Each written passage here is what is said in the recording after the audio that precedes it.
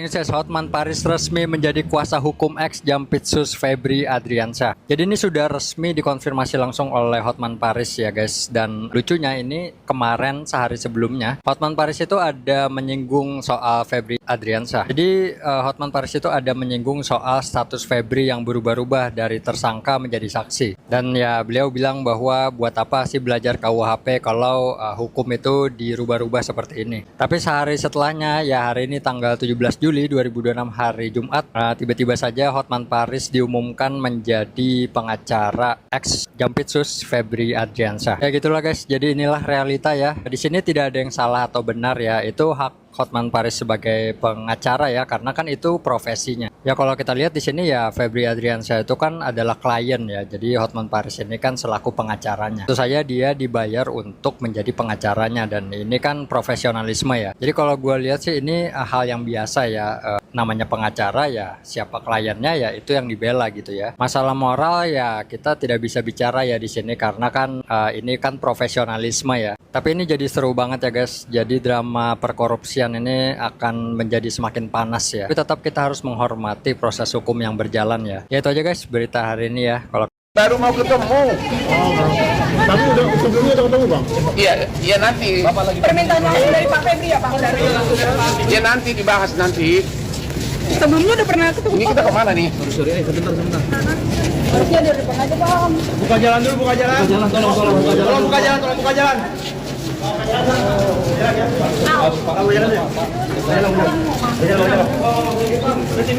Surat kuasanya udah ada Bang. Kasih jalan dong.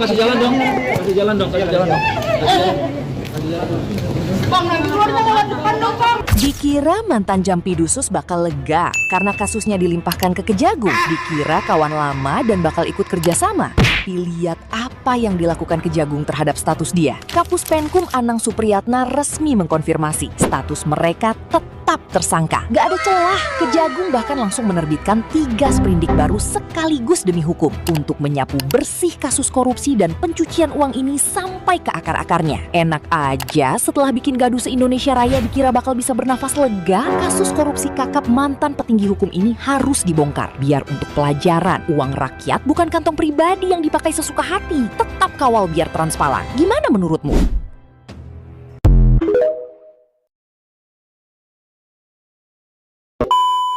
Ini merupakan satu ujian yang berat bagi kita, tapi sebagai satu kenyataan yang kita tidak dapat tolak dan kita bantah, dan karena itu harus dengan ketegaran, keberanian, dan keyakinan yang kuat bahwa hukum harus ditegakkan meskipun yang harus disidik dan kemudian dituntut ke pengadilan itu adalah mantan pimpinan di Kejaksaan Agung sendiri.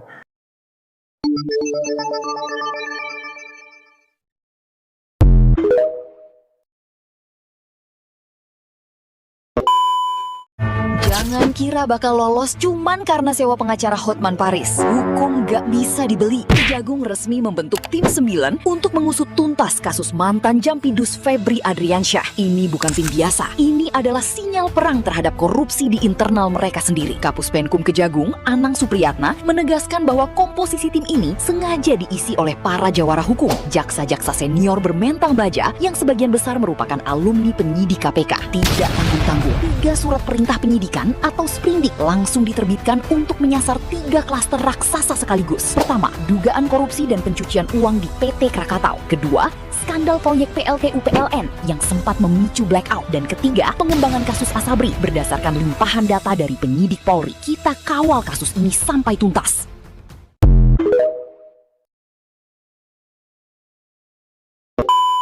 Dan akan tetap memberikan perkembangan informasi dan tetap mengedepankan prinsip kehati-hatian dan asas praduga tak bersalah. Prinsipnya kan kita percayakan kepada kami, makanya kami transparan. Kami laksanakan ini kan kepercayaan sinergi antara Polri dengan Kejaksaan, diserahkan dulu ke kami. Masyarakat bisa melihat perkembangan berikutnya. Sudah cukup ya? Baik ya? Sudah. Baik, kami batasi.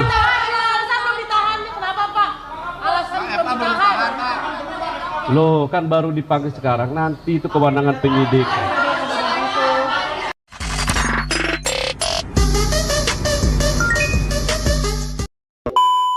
Ketika kasus mantan Jampitsus Febri dialihkan dari Polri ke Kejagung dan mekanismenya dipersoalkan karena dinilai tidak sesuai KUHAP, satu pertanyaan muncul, kenapa Presiden Prabowo tidak langsung turun tangan? Nah, apakah beliau cuek aja atau justru sedang membaca permainan? Sini gue jelasin. Nah, dalam politik tingkat tinggi, pemimpin yang cerdik itu tidak selalu memotong permainan di tengah jalan. Nah, kadang dia memberi ruang agar setiap aktor itu kelihatan watak aslinya. Nah, ini artinya Pak Prabowo sedang menguji keseriusan institusi penegak hukumnya. Nah, apakah kasus ini akan diselesaikan secara transparan atau justru akan ditutup-tutupi? Ingat, publik mengawasi dan presiden mengamati. Nah, menurut teman-teman semua, apakah Presiden Prabowo itu sedang menunggu momentum atau harusnya sudah turun tangan? Tulis komentar kalian di kolom komentar ya. Halo sahabat netizen seluruh Nusantara, ketemu lagi dengan saya Insinyur Romi HS. Lagi dan lagi kita harus mendengar dan selalu digegerkan oleh berita peradilan di negeri ini guys. Bicara soal Jampitsus Febri Adriansyah, kasusnya semakin kesini semakin buram. Ada apa dengan kalian para pejabat penegak peradilan? Sepertinya kalian menegakkan hukum tidak berdasarkan undang-undang yang berlaku di negara ini. Selalu aja ada undang-undang untuk menutupi kesalahan-kesalahan para pejabat. Tidak sedikit yang tidak bersalah selalu dihukum. Kalian berdiri tegak atas nama penegak hukum. Untuk siapa hukum ini kalian buat? Netizen dan seluruh rakyat Indonesia sudah muak melihat muka-muka Anda dalam menegakkan keadilan untuk seorang Febri Adriansyah yang sudah jelas terbukti dan didapatkan barang bukti yang sangat tidak pantas untuk berada di rumah seorang jaksa agung muda. Uang yang bernilai hampir mencecah 0,5 triliun, emas murni 74 kg, dan ditemukan di dalam dinding di rumah seorang Jampitsus. Bukti apa lagi yang harus dicari? Apakah kalian anggap seluruh rakyat Indonesia ini bodoh? Wahai bajingan-bajingan peradilan, begitu garangnya Polri menangkap Febri Adriansyah dan menemukan barang bukti yang sudah jelas terbeberkan ke media massa, ditonton oleh ribuan masyarakat dan netizen di seluruh Indonesia. Tidak lama kemudian, secara hompimpa Polri menyerahkan kasus ini kepada kejaksaan. Lalu apa yang terjadi? Pihak Kejagung menyatakan kasus ini harus mengedepankan azas praduga tak bersalah terhadap Febri Adriansyah. Biadab lu semua. Semua netizen tahu kalian mati-matian untuk menutup kasus ini karena banyak hal besar yang busuk di belakang itu. Setelah Febri dijadikan tersangka, lalu kejaksaan terbitkan 3 sprindik baru. Lalu simsalabim, kasus hukum Febri menjelma menjadi saksi. Biadab kalian semua. Lalu entah kekhawatiran apa yang terjadi sama kalian, ujuk-ujuk statusnya menjadi tersangka kembali. Kecurangan hukum ini sontak menjadi pembicaraan buah bibir seluruh rakyat Indonesia. Dan termasuk pengacara kondang Hotman Paris mengeluarkan kritik pedas terhadap status hukum Febri yang berubah-ubah. Tutup saja fakultas hukum dan gak berguna lagi belajar KUHP. Karena memang hukum di Indonesia suka-suka hati penguasa. Kalau sudah begini siapa lagi yang mau percaya sama kalian? Wahai polisi, wahai kejaksaan, wahai KPK, pengkhianat kalian semua. Kelakuan penegak hukum di Indonesia ini banyak menimbulkan pertanyaan daripada netizen dan seluruh rakyat Indonesia. Terus bagaimana dengan kasus-kasus sebelumnya? Kasus Tom Lembong yang nggak pernah menerima uang dan tidak terbukti ada mens rea di situ. Kasus Nadiem Makarim yang notabene-nya anak bangsa yang sudah membuka lapangan kerja 3 juta penduduk Indonesia, meraih gelar dari universitas ternama di Amerika dan bersumbangsi untuk negaranya, dihukum hingga puluhan tahun. Bahkan tidak ada pernah terbukti ada puluhan kilogram emas di rumahnya, dan tidak pernah terbukti ada ratusan juta bahkan ratusan miliar uang di rumahnya. Begitu juga dengan Kerry, anak muda yang ingin berusaha di Indonesia. Mereka semua akhirnya dikriminalisasi, dan bahkan di setiap kasus hukum tersebut ada nama-nama orang besar yang disebut, bahkan tidak terlepas dari Presiden ke-7 Joko Widodo. Mana keberanian Anda untuk menjemputnya? Kenapa dia tidak pernah dipanggil?